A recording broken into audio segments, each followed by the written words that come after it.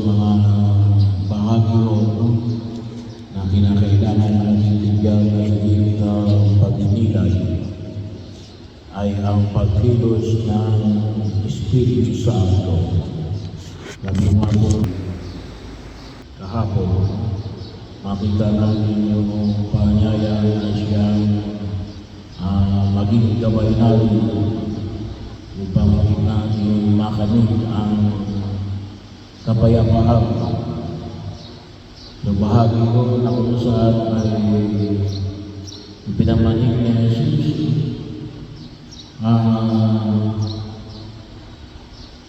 na pagkatapos niya umakyat sa langit, nagsabi ay ascension.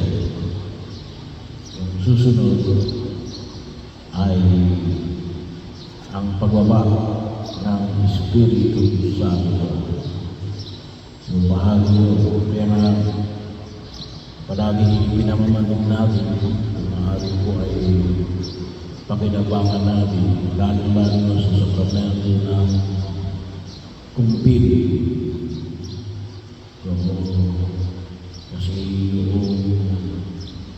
paggabay ng Espiritu Santo, at mga nire-require ngayon ang sinamang nais na pumasok sa sakramento ng kasal ay may kumpil.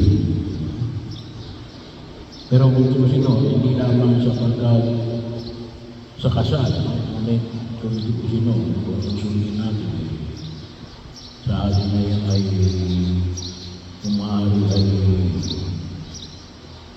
yung edad na at least 12 years old ay makumpilan. Sa iba po diocese ay mas bata kasi nagpalabas sa CCTV na 7 years old lang pwede nang kumpilan. Kaya lang yung sinasaalang-alang din kung ang batang ito ay alam niya yung kanyang pinatanggap upang hindi niyang pakinabangan. So, sa atin ang lagay ay wala pang itinagdang ang diocese. Yung iba ay maaari ay pag-racist. Maaari ay makumpilan na may hanggang sa sakramento ng kumpil.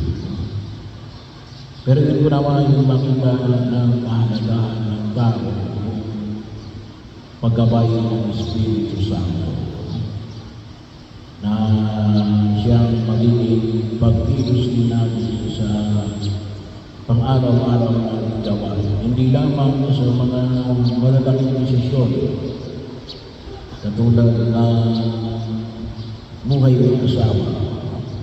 Ngunit kahit na masanay tayo sa mga maliliit na pagkilos na hingin namin ang pagtubay ng Espiritu Santo. Kaya nga nabanggit ko rin ng yung pagkilos na doon sa conclave, yung tinatawag natin pagninilay na nawa matugunan natin yung kagustuhan ng Diyos. So, yun ay pangkahalatan sila, pero gano'n din makita natin sa personal natin pagkilos sa naiisip na ito na yung ating decision ay nawagin sa mga-ayon doon sa gusto ng Diyos. Ang tawag na natin ngayon ay conversation with the Spirit. So, pwede personal, pwede rin community. So, bahagi ko na kung saan makita natin. Pag ninilay upang makita natin yung daan, kung ano yung mas nakabubuli para sa ating pagkilos sa daigdig na ito. At yun po naman, bigyan natin ng pagninilay sa pagkakulisan. Sabi na natin, may tatanong natin, kung ito bang pagninilay ko, ay ito ba talaga yung kagustuhan ng Diyos? Ito ba yung ipinabahagi ng Espiritu Santo? Well, hindi kagad natin masasagot yun. Pero yung isang malaking hakbang rin, ninanais natin na maging bukas tayo sa pagkilos ng Espiritu Santo. Doon po nagsisimula yun. Maging bukas tayo sa pagkilos na nais natin makamit sa buhay natin ito kung ito ay kagustuhan ng Espiritu Santo. Pero mag-ingat din tayo kasi baka mamaya gawin natin imposition. Ito yung pinamamagitan ng Espiritu Santo. Ito yung dapat natin pagpupog. Lalo-lalo na kapag sasabi na sabi nga po natin na personal. Bagaman yung kapag sa pagtutungan ng ating pagpili sa simbahan, yung mga desisyon na konturusin po natin ika-akibat na ng doctrines and morals, doktrina at moralidad. Hindi na dapat natin at yung simbahan ay mayroong kapangyarihan na tumutulong sa nabanggit na pagkilos. Pero yung mga pang-araw-araw na desisyon ay huwag natin i-impose na ito yung kagustuhan ng Diyos. Kasi magiging kung tawagin natin dito ay baka yun ay sumasakop sa border na parang pinagpipilit natin, no?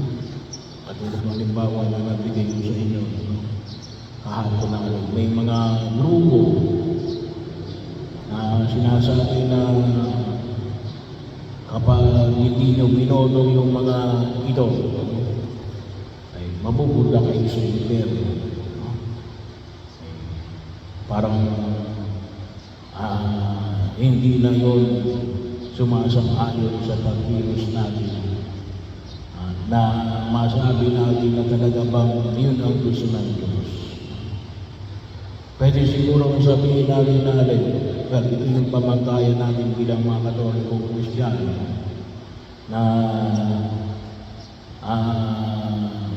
tulungan natin na mag-discern kung sino. Pero hindi dapat natin ini-impose yung kagustuhan natin doon sa ibang tao. Lalong-lalo na sa mga bagay na kung tutukusin, ang kikilos ay yung ibang tao. Kaya mayroon tayong tinatawag na mayroon tayong tinatawag na spiritual direction or guidance.